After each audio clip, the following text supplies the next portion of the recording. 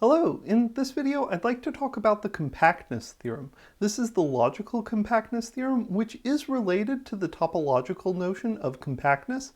In fact, it is explicitly the statement that a particular topological space is compact. But as far as we're concerned as logicians, compactness is a theorem that allows us to prove that certain models exist that have certain first-order properties. In this video, I'd like to contrast two important concepts: consistency and satisfiability. So given a set T of first-order logical formulas without any free variables in them, we're going to call these sentences. And so a first-order logical formula with free variables in it is meant to be something that you can plug things in for those free variables, and it winds up either being true or false of the values that you plug in. So really it's something that it depends on what structure you're working in, but it also depends on what values you plug in. If we don't have any free variables, the sentence is either true or false for any one particular structure. For instance, if we have this sentence in the theory of monoids, that for any x and for any y, xy is equal to yx, well, there are some monoids where this is true, such as the natural numbers under addition or multiplication, and there are some monoids where this is false, such as the word monoid. So this sentence here, because it doesn't have any free variables, is true or false depending on what structure we're looking at. When we're talking about sets of first-order logical sentences, we like to call them theories, so I've used the letter T for this collection of sentences. Now, there's two things that we could hope from this collection of sentences. We could hope that this collection is consistent. That is, that we can't, starting with our sentences, prove a contradiction. And you can either have a special Boolean constant for falsehood and a Boolean constant for truth. And you could say, oh, well, we don't have a proof of falsehood. Or you could just say, we don't have a proof of a formula of the form, something is true and not that something is true. And it turns out the details of our proof system don't really particularly matter. We should simply have in mind that our proofs consist of a sequence of lines. Any of the lines is either an axiom or maybe one of the hypotheses, one of the things that we're trying to prove things from, an element of our set of sentences, or it's a line that follows from previous lines by a particular deduction rule from a small set of deduction rules. And so we could hope that, given a set of sentences, that we can't prove a contradiction from those sentences, that those sentences don't contradict each other. Another thing we could ask for is satisfiability. Is it the case that there's a model? Is it the case that there's a structure that satisfies all of these sentences, such that all of these sentences are true for that particular structure? Of course, if a collection of sentences is true with very few philosophical assumptions, we know that that set of sentences has to be consistent, because inconsistent things aren't true of actually existing structures. But is the reverse true? If we have a consistent set of formulas, potentially an infinite set of formulas, is it necessarily the case that we can find a structure that satisfies that collection of formulas? It turns out that the answer is yes, but let's take a moment to imagine what would happen, what the world would be like if the answer was no, if there were collections of sentences that were consistent but weren't satisfiable, that there wasn't a structure satisfying that collection of sentences. Then we'd have this collection of sentences that, by virtue of being consistent, behaved kind of like the collection of true things of an actual model, but there wasn't any model that they were the collection of true things for. It would act like a collection of true things for a virtual model, in some sense, and it would behave a lot like a collection of true things for an actual model. But no, it is the case that if we have a consistent set of sentences, then it must be satisfiable. This is called the model existence theorem. That if we have a collection of first-order logical formulas, and it just has to be a set, it doesn't have to be a finite collection, it could be an infinite collection. If we have a collection of first-order logical formulas, sentences, that are consistent with each other, then we can find a structure, we can find a model of that collection of sentences, of that theory. And of course, this is an if and only if. If it's satisfiable, then it's consistent, because it has to be. In this video, I'm not going to bother too much with the proof of the model existence theorem. I'll give you some intuition as to why it's true, and I'll link you to some resources down below. But I want to show you what we can use the model existence theorem for. And typically, the model existence theorem is used through the compactness theorem. Suppose for a moment that our theory, that our set of first-order logical sentences, is inconsistent. What does that mean? That means that there's some proof where each line is either a valid deduction from previous lines, or one of our axioms, or one of our elements of the theory, one of our elements of this set, whose last line is some sort of contradiction. But let's think carefully about what that proof is going to look like. Proofs have to be finite. So even if T is an infinite set, and that's something that we're going to be interested in looking at, cases where T is some infinite set, even if T is infinite, we're only going to use finitely many sentences in T in our proof. And so that means that if T is inconsistent, then this finite set of sentences, finite subset of T, is already enough to be able to prove our contradiction.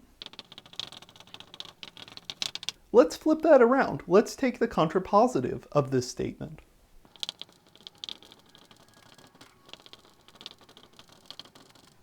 If every finite subset of T is consistent, then T is also consistent. And again, this is just a subtlety of the fact that all of our proofs have to be finite. By the model existence theorem, if T is consistent, then T is satisfiable. And vice versa, if every finite subset of T is satisfiable, then every finite subset of T is consistent, because satisfiability implies consistency.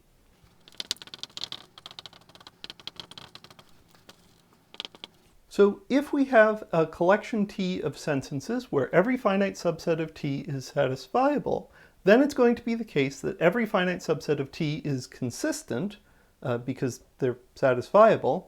By our contrapositive, that means that T, our entire collection, which again might be infinite, is consistent, and therefore our collection T is satisfiable. So together, this is the principle of compactness, that if every finite subset of some collection of formulas is satisfiable, then the entire collection of formulas is satisfiable. That if we can find a model for every finite subset of a collection of formulas, then we can find a model, a structure that satisfies all of those formulas. So this is our principle of compactness.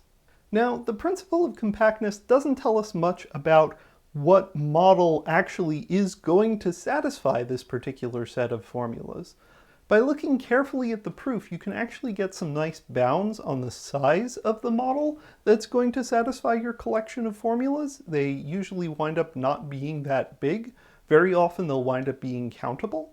And it's worth noting that the model existence theorem makes heavy use of the axiom of choice. So this process of producing a model for an entire collection of formulas, the resulting model might be a little bit uncomputable because it's got the axiom of choice in it.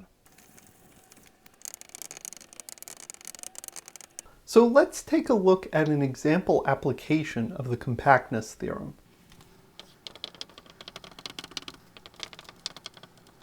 Let's start by letting T be the set of all true sentences in the structure of the natural numbers with a special constant indicating 0 and the successor operation, the +1 operation. Together, this set of sentences is called the theory of this structure. And this theory is said to be complete because for any formula, either the formula is true of this structure, in which case it's in T, it's one of the true formulas, one of the true sentences for this structure, or it's false, in which case its negation is in this collection. So we can't add anything to T without making it have a contradiction in it. Well, this is kind of boring from the perspective of the compactness theorem by itself. We know that every finite subset of T is satisfiable because they're all satisfied by this structure here. Right? Any finite set of sentences that's true of this structure is true of this structure.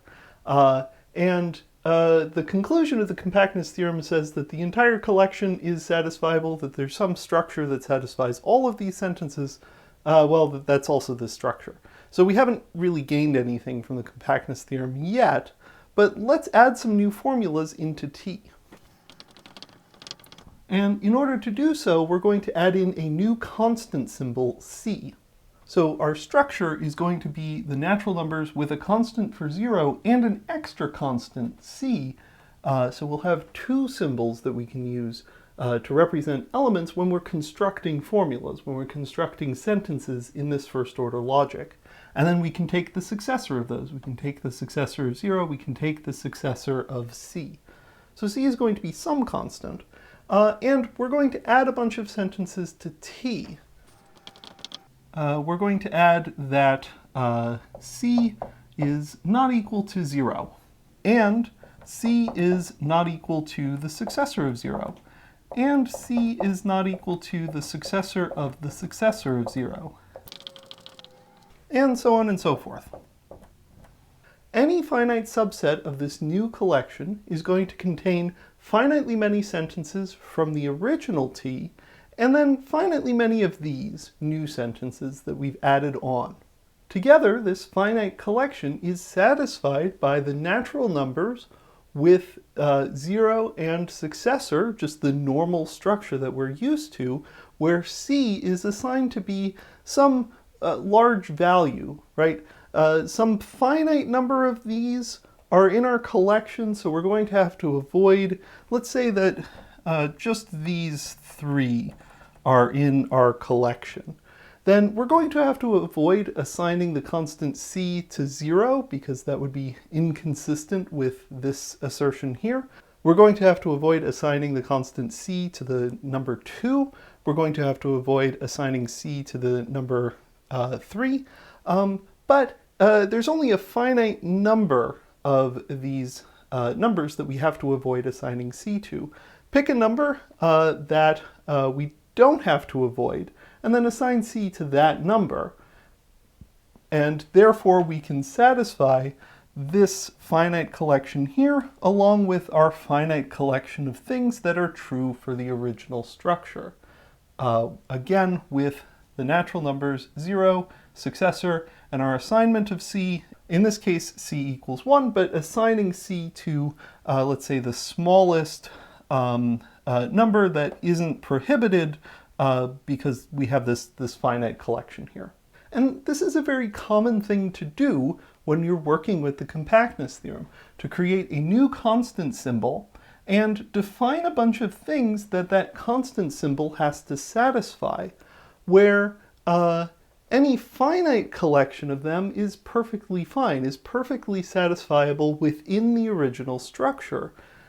But the infinite collection of them is not satisfiable within the original structure. Right here, if all of these sentences are going to be satisfied by some structure, we're going to have to assign c to some element of our model that isn't 0, isn't 1, isn't 2, isn't 3, isn't any of the natural numbers. So in order for this collection of sentences, this entire collection, the theory of the natural numbers with 0 and successor, and all of these sentences, in order for this entire collection T to be satisfiable, we need to have a new structure to satisfy them. It can't just be this structure with a clever assignment for C. So what does that structure look like? It's going to be some structure M, and this structure is going to have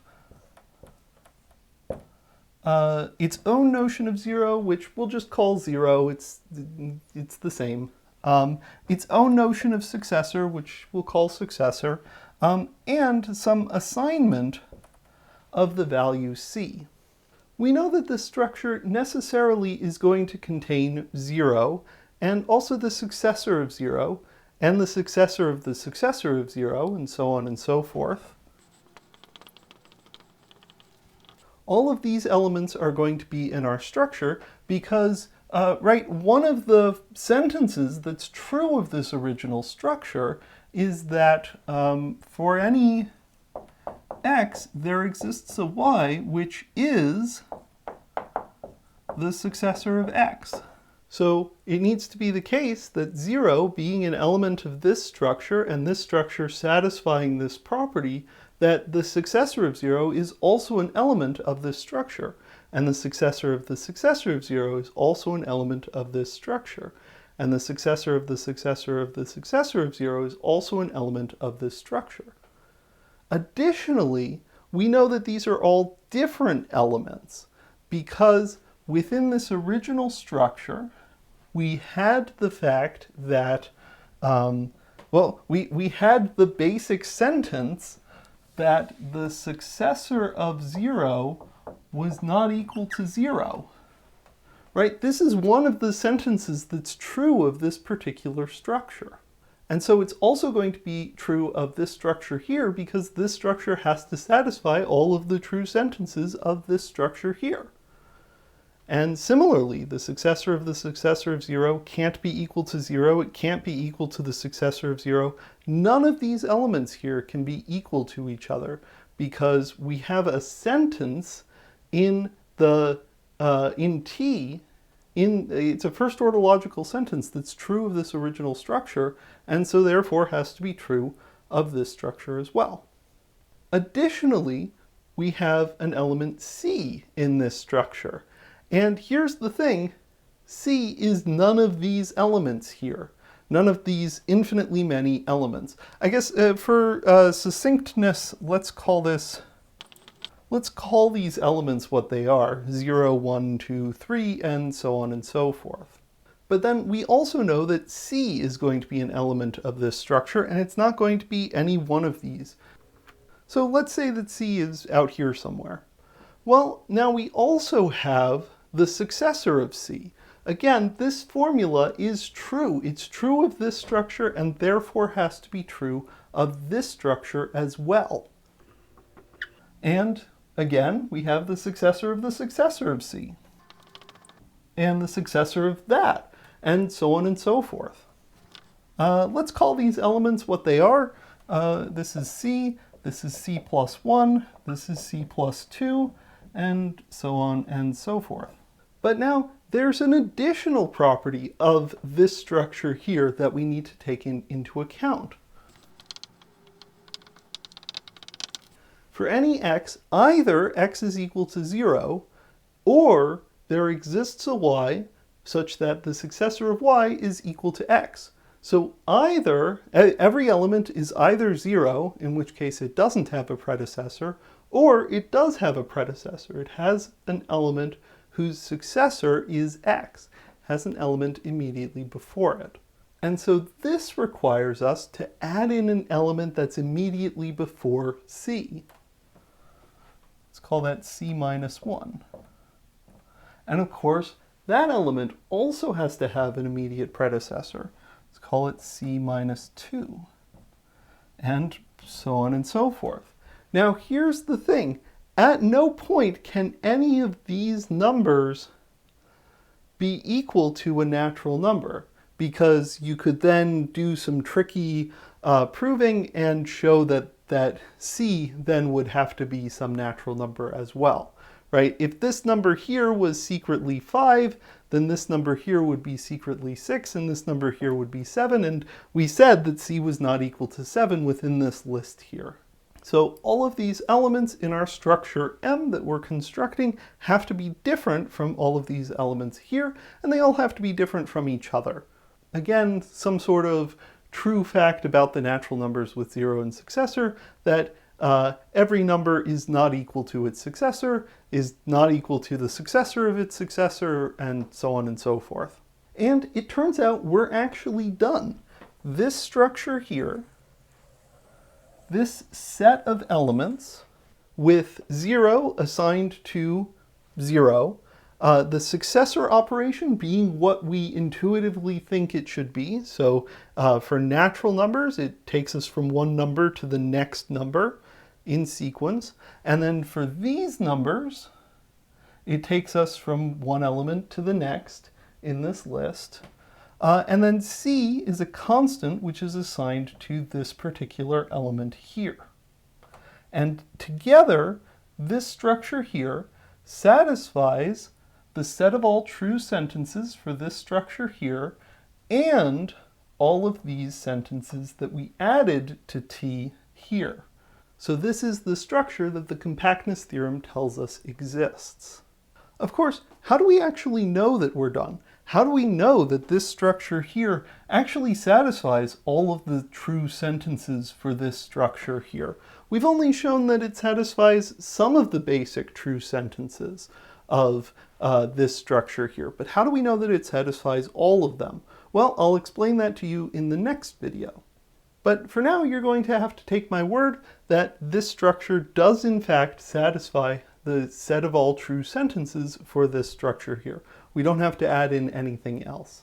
So it turns out that this construction here actually can give you a little bit of an intuition for one of the proofs of the model existence theorem, this process of constructing our model by adding in things that we know have to be in the model, and then being careful about what things are equal to and not equal to other things in the model. And so if you add in all of the things that have to exist in the model and then are very, very careful, you wind up getting a structure that satisfies all of the sentences in your collection T. So let's take a moment to reflect on what we've done. We started out with a structure, and we added a new constant symbol to that structure, and we added a bunch of sentences to the theory of that structure, specifying that this new constant symbol didn't represent any of the original elements of this structure. Of course, that means that there's no assignment of that constant symbol for this original structure that makes all of these sentences true. But if we only have a finite set of these sentences, then there is going to be an assignment of that constant symbol within this original structure that makes that collection of sentences true.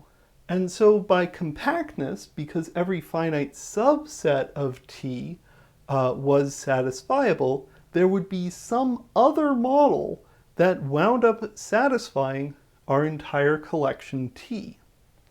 Some other model that had its own notion of C that wasn't equal to any of these things that we said it had to be unequal to, its own notion of C, and this model satisfied all of the true sentences for this structure here and all of these sentences as well. Of course, in this model, as we can see, C is not 0, 1, 2, 3, or any of the natural numbers. But notice what we did. We constructed a structure, a model, that satisfied all of the true sentences for the natural numbers with 0 and successor. Every first-order logical formula that's true of this original structure, by construction, is also true of this other structure here, which is very clearly not the same structure. So we were able to create a structure that was, we use the term elementarily equivalent, It's equivalent in terms of the set of first-order logical formulas that it satisfies to the original structure, but it's a different structure. We also like to call these sorts of structures non-standard models, if there's some reason to believe that this is like the standard model. If there's something special about this structure, we like to call it the standard model. We like to call these structures that satisfy the same true formulas but aren't like the model. We like to call these non-standard models. One of the cool things that we can do with non-standard models is ask, how are they different from the original structure? How do these two structures, which agree on whether all first-order logical formulas are true or false, how do these two structures which agree differ from each other? And the ways in which they differ necessarily are things that we can't express in first-order logic. Because if there was a difference between these two structures that could be expressed in first-order logic, it would be a sentence that they disagreed on. But again, we said all of the sentences that are true over here are true over here, and vice versa. These two are logically indistinguishable in first-order logic. And so any difference that they have must be outside of first-order logic. One of the key differences between these two structures is that this structure here has an infinite decreasing sequence of elements. C, C-1, C-2, C-3, and so on and so forth. Whereas the natural numbers do not have an infinite decreasing sequence. There is no infinite decreasing sequence of natural numbers. So this is a difference between these two structures, but remember, they agree on all first-order logical formulas, and so that means that there's no first-order logical formula describing the existence of an infinite decreasing sequence. The naive way of expressing the existence of an infinite decreasing sequence looks like this, and notice that it has an infinite number of quantifiers. Well, in first-order logic, we aren't allowed to have an infinite formula. Going about it the naive way, we can't express the existence of an infinite decreasing sequence in first-order logic.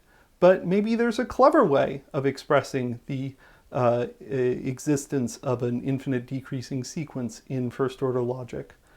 But then we would have a difference, a first-order logical difference between this structure and this structure. We'd have this formula being true here and false here, and that's something that we can't have, because these two structures are identical in terms of the set of sentences that they satisfy. While there are more advanced applications of the compactness theorem, we can actually go incredibly far just by adding a new constant symbol and specifying a collection, an infinite collection of sentences that that new constant symbol has to satisfy.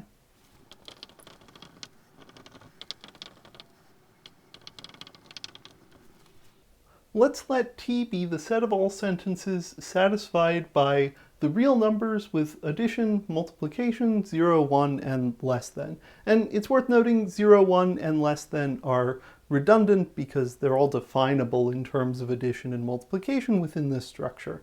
So really we could just be looking at the real numbers with addition and multiplication, or the ring structure of the real numbers. Again, this collection here, every finite subset of this collection is satisfied by this structure here, because it's the set of all sentences that are satisfied by this structure here. It is the theory of this structure. So let's add in a new constant symbol and an infinite collection of sentences to be satisfied.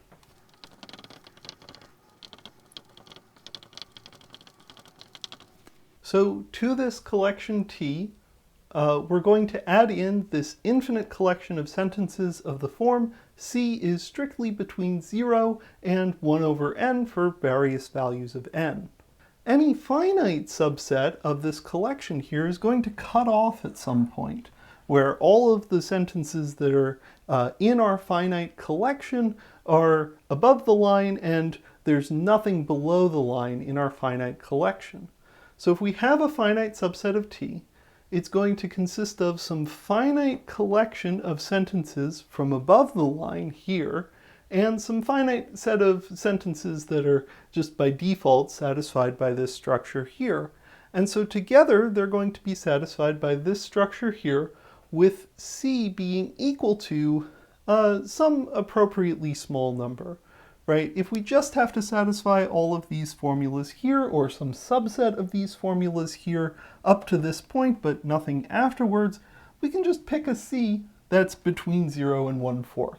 So we have a special constant C representing, let's say, the number 1/5 or something like that, and that's going to satisfy all of these formulas here, and therefore whatever finite subset of these formulas we wind up picking.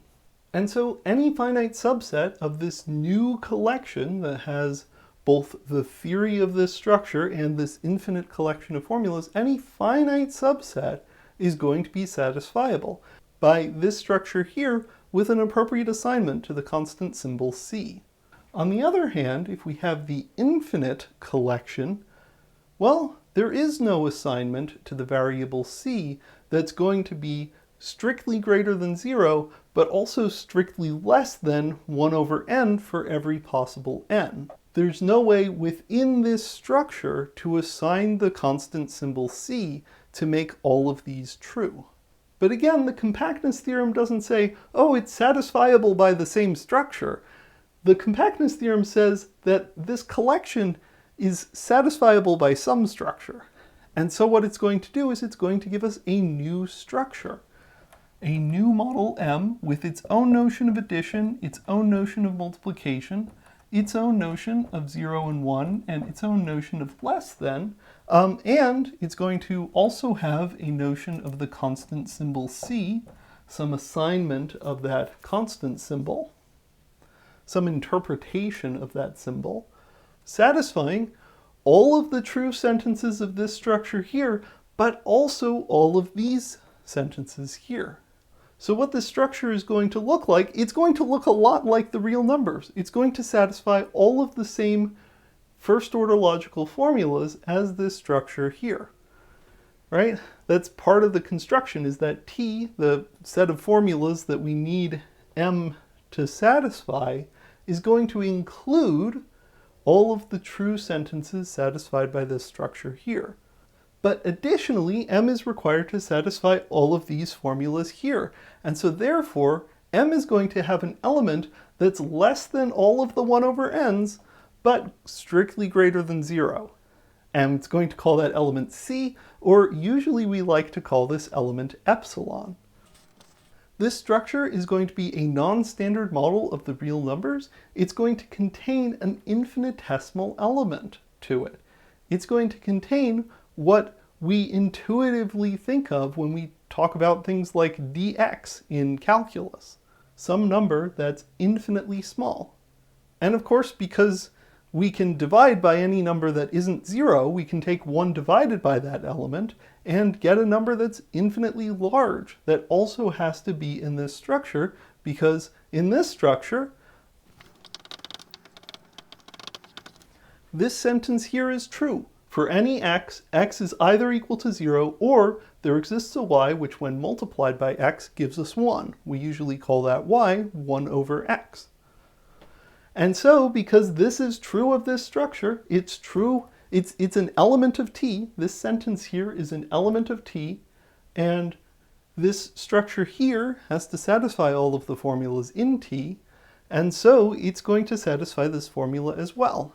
It needs to be the case that within M, for every element x that's not equal to 0, there's going to be some y such that y times that x is equal to 1. There's going to be a 1 over every element here, so there's going to be a 1 over epsilon, an infinitely large element.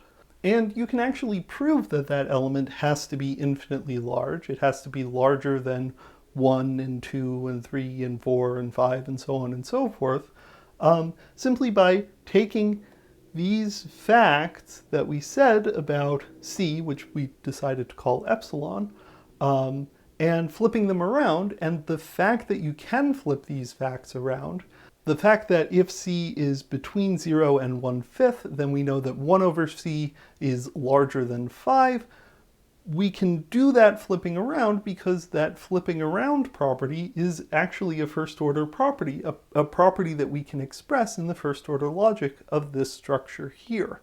So in some very formal way, we have some structure that has infinitesimal and infinite elements in it, but otherwise behaves a lot like the real numbers. This forms the foundation of a field of study called Nonstandard Analysis.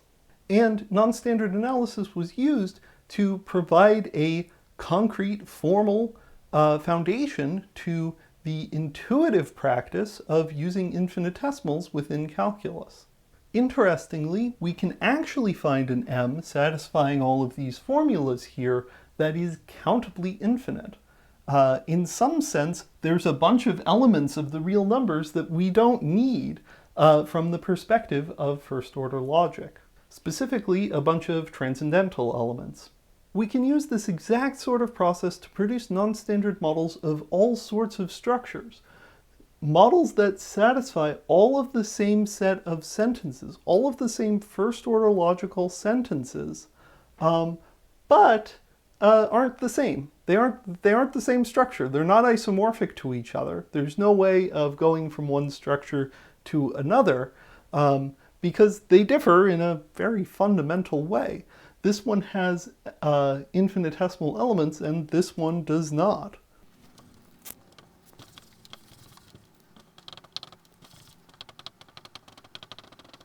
Similarly, we can construct a non-standard model of the natural numbers with all of the structure we could possibly want, with our infinite element c, which is greater than 0 and greater than 1 and greater than 2 and greater than 3, and so on and so forth. This set of sentences here, the theory of this structure, the set of all true sentences of this original structure here, along with this infinite collection of sentences here, any finite subset of that is going to be satisfied by this structure here with an appropriately large assignment of the value c, and so therefore by compactness, the entire collection is satisfiable by some model. But it's not going to be this model with a particular assignment of the value of c. It's going to be some other model where c is required to be some infinite element. And so we've gone beyond just showing that there's a non-standard model of the natural numbers with a notion of successor. We've shown that there's a non-standard model of the natural numbers with a whole bunch of things.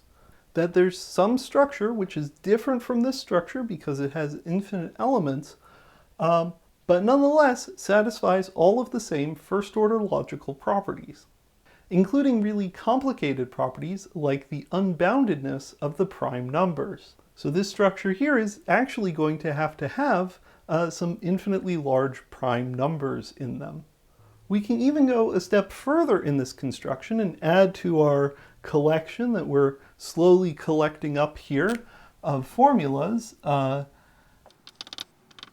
a sentence that says that c is an even number and is divisible by 3 and is divisible by 4. And so on and so forth. Any finite subset of this entire collection here, this entire collection T, is going to consist of some finite number of sentences that are satisfied by this structure here. Additionally, some finite number of these sentences here, so it's going to cut off at some point, and some finite number of sentences from this list as well. And again, there's going to be some assignment of C within this original structure that's large enough and divisible enough in order to satisfy this finite collection here. So every finite subset of this large collection here is satisfiable, and so there's going to be a model that satisfies the entire collection. Again, it can't be this structure with a particular assignment to the constant symbol c, because that's just not going to work with infinitely many of these sentences here. It has to be some other structure that's, for the most part, identical to the natural numbers. It's identical in the set of first-order logical properties that it satisfies, But it has an element c, which is not only larger than every natural number, but it's also divisible by every natural number. It's worth noting that while we were able to get a really tight handle on the non-standard models of the natural numbers with just 0 and successor, non-standard models of this structure here, the natural numbers, even if we're just looking at the natural numbers with addition and multiplication, because again, these are kind of redundant things that we can syntactic sugar our way out of, even if we're just looking at the natural numbers with addition and multiplication, finding a non-standard model of that, actually constructing that, is not something that you can really do in a constructive, computable way. The compactness theorem says that there is a model that does this, but it doesn't give you much of a handle on what that model actually needs to look like. It's going to wind up having this infinite element in it, but it's also going to wind up having, like, that infinite element divided by 2 rounded up. Or I guess that infinite element is divisible by 2. So we can just say that infinite element divided by 2 is going to be in this structure here. Or that infinite element divided by 3. There's going to be, or that infinite element times itself. There's going to be a whole bunch of stuff that we're going to have to add in here because we have more stuff in this structure in order to get this to satisfy the same first order logical properties.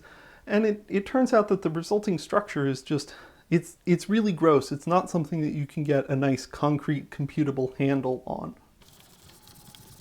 Finally, let's do one last application of the compactness theorem. Let's say that we have a structure L, which is some linear ordering. And that means that we have a set of elements and a notion of ordering on them that satisfies these axioms here. Intuitively, we can view the elements of the structure as falling along a number line, where elements further to the right are larger than elements further to the left. Of course, these structures might be grossly infinite in ways far beyond the traditional number line.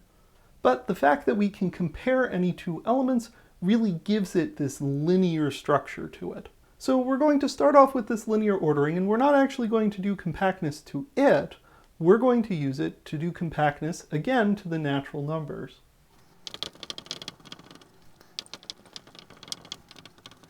And here we'll just have the natural numbers with less than or equal to avoid having tons of formulas that we can write. The more things that we have here, the more formulas that we can write, the more things are non-standard models. The models that are constructed by compactness are going to have to satisfy.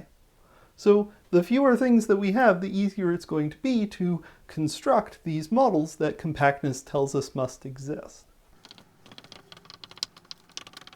Plus, we're going to add an infinite number of constant symbols, potentially. It depends on what our original linear ordering is. We're going to add one constant symbol for every element of our original linear ordering. And we're going to add in a formula for every pair I and j in L and every natural number n, some formula that looks like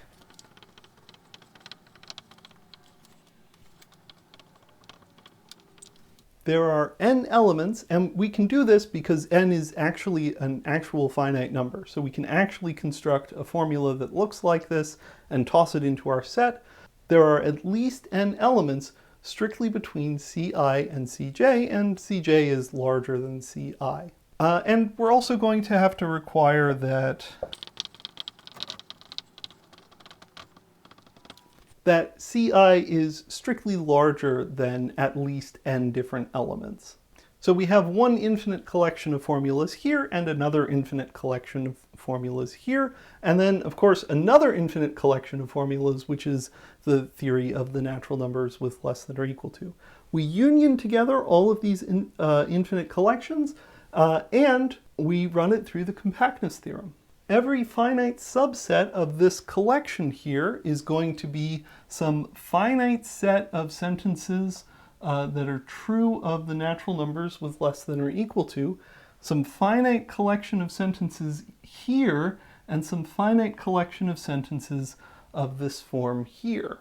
Together, these are only going to refer to finitely many of the CIs, right? There's only going to be finitely many of the CIs that are referred to by formulas of this form. There's only going to be finitely many of the CIs referred to by formulas of this form. And there's only going to be, well, formulas from the theory of the natural numbers with less than aren't going to refer to CI at all. So if we have a finite subset here, only finitely many of the CIs are going to be referred to. We'll assign all of the other CI constants to just be 0 or pick a random number. And then we have to be a little bit careful about the CIs that actually get referred to. They're going to have to be far apart from each other. But again, there's like a maximum n that's going to show up in any formula of this type from our finite collection that we're looking at, and a finite n, which is the maximum that shows up in formulas of this type, requiring that CI be far away from 0. And so by picking the finitely many CIs that actually get referred to carefully and far apart from each other, but assigning them to some finite numbers in the natural numbers with less than or equal to, then we can find a way of satisfying our finite subset of t. And we can do this for every finite subset of t. And so by compactness, this entire collection of formulas has to be satisfiable. But again, it's not going to be satisfiable by this structure here. It's going to be satisfiable by a structure that shares the same theory, the same first-order logical formulas, but it's got a bunch more elements, so we can do this assignment of the CIs. Let's be really concrete for a moment and let L be the set containing 0, 1, and 2. This is a linear ordering under the standard notion of ordering. And so we're only going to add in 3 constant symbols, C0, C1, and C2. This structure here that compactness gives us is necessarily going to have a smallest element, because this structure has a smallest element, and so therefore this sentence is in the theory, and so therefore in T. So this structure has a smallest element, and every element of this structure has an element immediately after it, which we can write like this. Therefore, this formula is within the theory T, and so therefore also has to be true of this structure here. So we have an element that's immediately after 0, and that's going to be 1, and 2, and 3, and 4, and so on and so forth, right? Elements immediately after each one. Because the CIs all satisfy these formulas here for all n, CI can't be assigned to any of these numbers here. It's going to be the case that C0, C1, and C2 are all going to be larger than all of these elements here. Additionally, we required that if I is less than j, Ci is less than Cj, so we have an element C0 here, C1 here, and C2 here. In this order. This is the order that they're going to show up within this structure here. It's necessarily the case that C0 is less than C1 and that C1 is less than C2. Again, within this structure, every element has a successor, so we also have a C0 plus 1, C0 plus 2, so on and so forth, a C1 plus 1, a C1 plus 2, so on and so forth, and a C2 plus 1, C2 plus 2, and so on and so forth. None of these elements are equal to each other because C0, C1, and C2 are more than n elements apart from each other for all natural numbers n. So they're infinitely far apart from each other. So none of these new elements are any of these, or any of these. That would be kind of weird because everything's in this order. Additionally, in this structure, every element has an element immediately before it, other than 0, which we can write like this. So again, this formula here is within the theory, and therefore is satisfied by this model here, and so therefore this model had better satisfy that every element has an element immediately before it.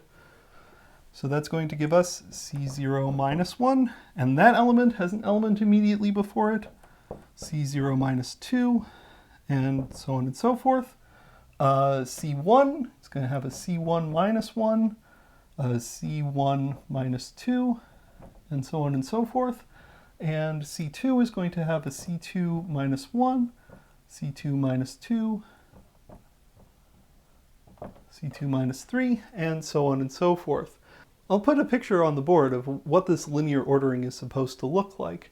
And this turns out to be it. Although again, why do we know that this winds up being it? Why do we know that this structure here actually does wind up satisfying all of the true sentences of the natural numbers with less than?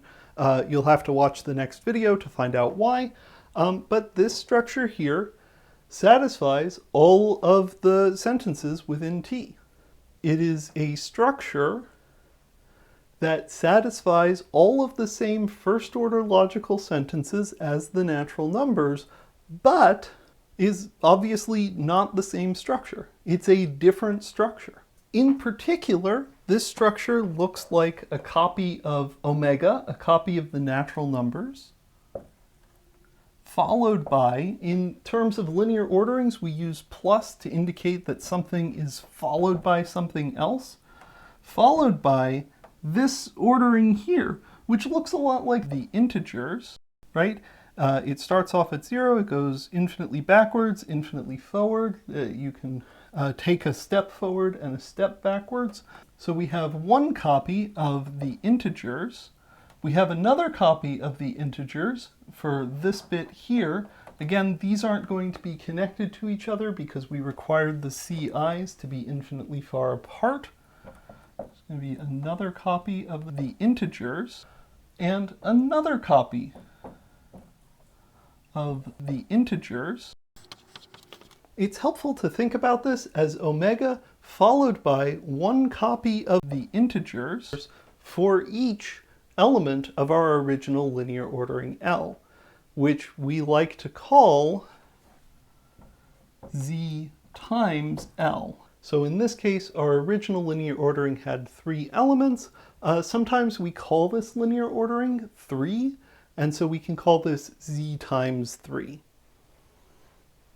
And of course, don't forget this omega plus.